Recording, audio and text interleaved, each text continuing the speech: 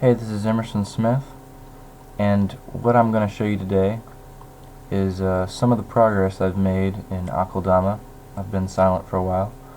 Um, Most of that is because when I'm working on the story elements, since that's such an important part to the game, I can't really reveal much of that. But right now I've been working a lot on the combat mechanics and the way they work in the game. And as you can see here now, I've now added the ability so that you can see all of the other characters in your party on the screen as they are walking around and following you during the action of the game. They're more actively taking a role in what you're doing. And right now, the first part of the combat, first kind of half of the way the combat works is you have other creatures walking around in the game, and if you get close to them, then they'll see you and they'll run towards you, and then when they touch you, that's what initiates the combat. I'm not really ready to talk about the combat yet. I've started doing a different system now.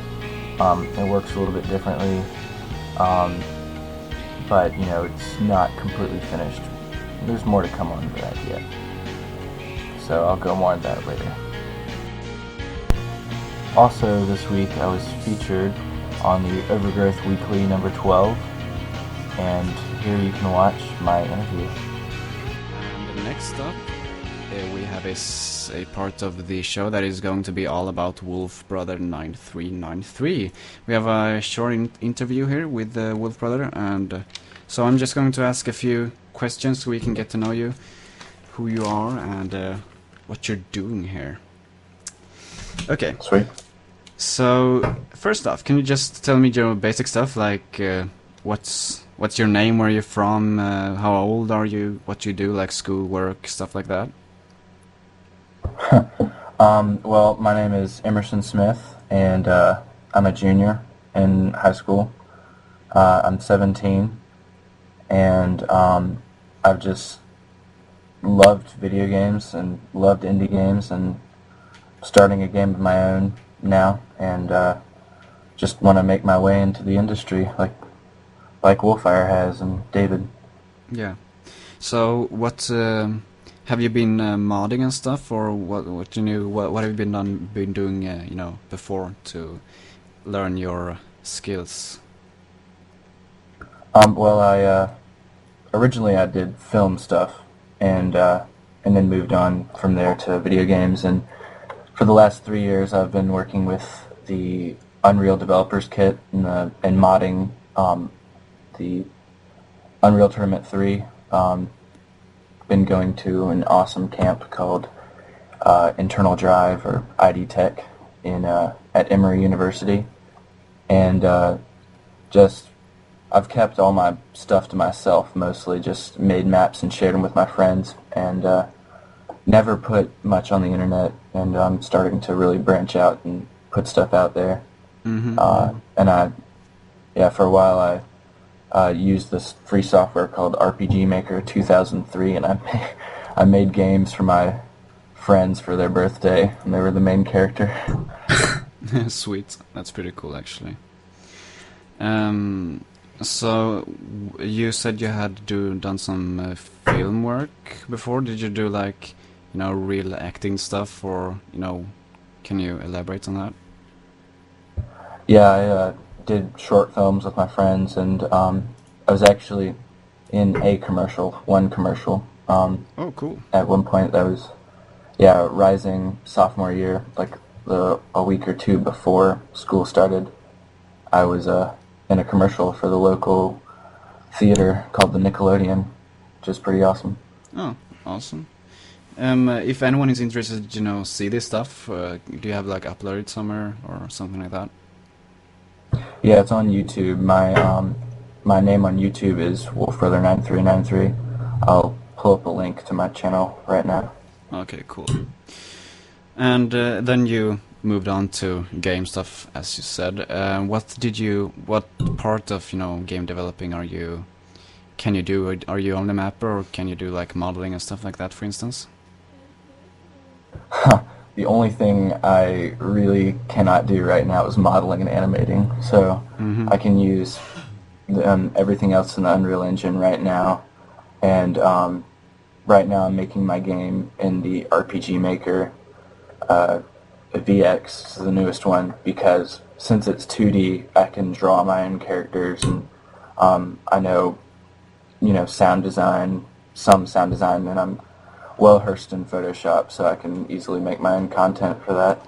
Cool, cool. So about this game project you're doing, um, uh, what do you have released? Any information on that? Can we that you have released to the public or something like that? Yeah, excuse me, I have an IndieDB page for it, and I'm planning on, I want to put it on Desura when I finish it, and hopefully Steam as well.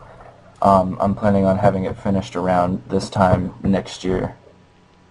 Oh, okay, so in a year. And what's it called?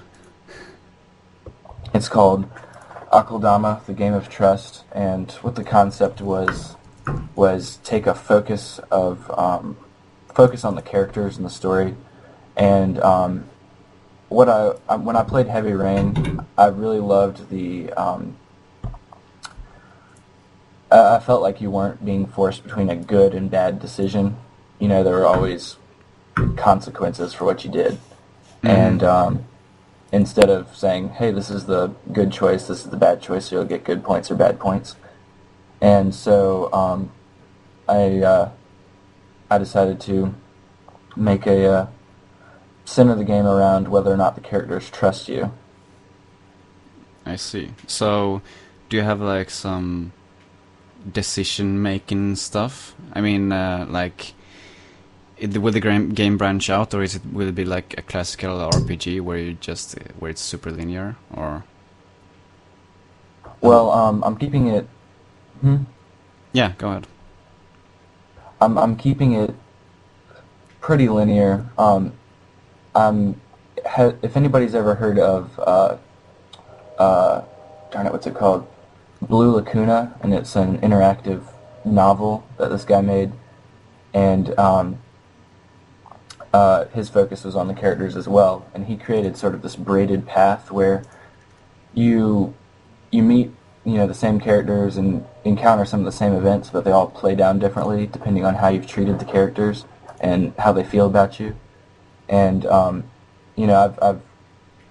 been playing off of that concept of I started out having like a trust meter for each character that you couldn't see that would change over time, and but it was too complicated for that. So now it's completely based on decisions you make in each situation.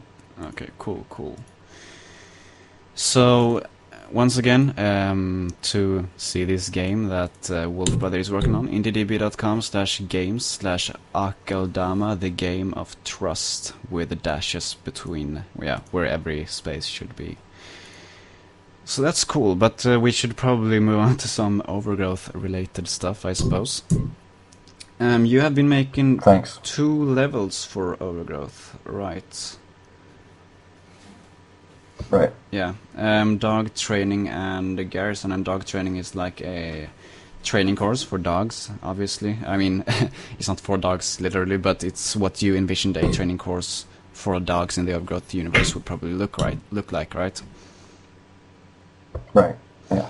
And the garrison is more like a basic platforming level, and you had some color-coded stuff in there as well.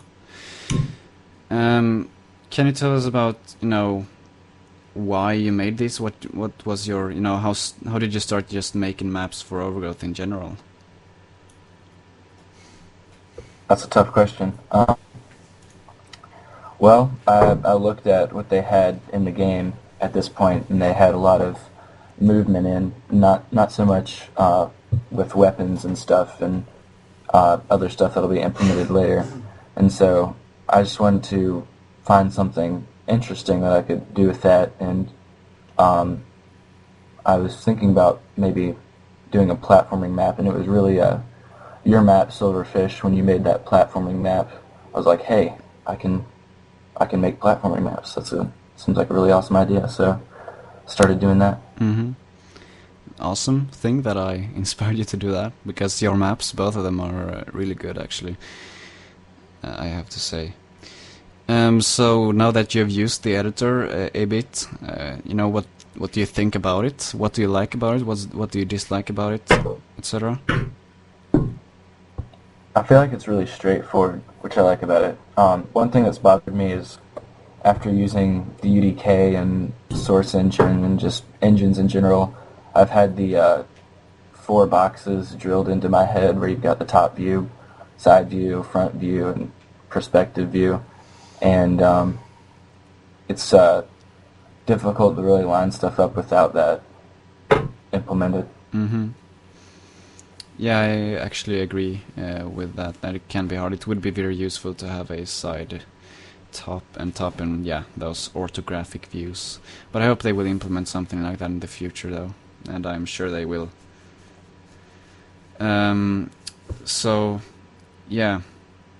Do you think there are like any features you're missing except for the for viewport stuff? Anything you felt that you needed when you were making your maps, I should say? Not these specifically, although I look forward to tools like for cutscenes and stuff like that. And the color picker that they put in this, I've never seen that before, but I really like that a lot. You know, it's just makes so many things easier. You don't have to make new textures and stuff. Mm-hmm. I fully agree. So you said you had worked on that game, of course. Yes, yes. So what about the future with the Overgrowth? Do you plan on making any more Overgrowth maps? Maybe you have one in the works right now? The next map that I wanted to do was going to be more of kind of a mood map where it, just sets a tone, kind of like the Blue Shards map that we're going to look at later. I really liked how he did that, and definitely when the game is finished, however long that is from now, I'm definitely planning on doing a full-on campaign where you play as a wolf from the first game, and just kind of his story, and Turner will show up at some point. Oh, sweet. But so I do have an idea for the story and where I want to go with it, but I don't want to spoil it because it's going to be really awesome. Awesome. So we'll see a lot of stuff from you in the future then. That's cool. Yep, as more features come out, definitely. Mm-hmm. That's awesome to hear. There aren't really many projects announced yet, but I guess that's almost the first real project announcement so far for Overgrowth. So that's awesome to hear. Yeah. Yeah, do we have any questions in the chat you noticed, or if you have any questions, Anton, you want to ask? I haven't seen anything in the chat, I didn't really think of anything specifically. Okay. Well, as a closing question, I'd like to ask the same question basically as I did last week at the end, and that is, if you were a character in Overgrowth, what race would you be and what would you be doing? Well, I know I'd be a wolf. I'm not sure what I'd be doing. Probably trying to convince the Wolf King that fighting the rabbits is a really dumb thing to do. Mm-hmm. Yeah, that sounds like a very good, honorable thing to do in the Overgrowth universe. So yeah, that's about it for the interview. So thanks a lot for letting me put you through this horrible thing. Oh, thank you very much. Awesome. So, but yeah, you'll of course stay with us for the rest of the show as well.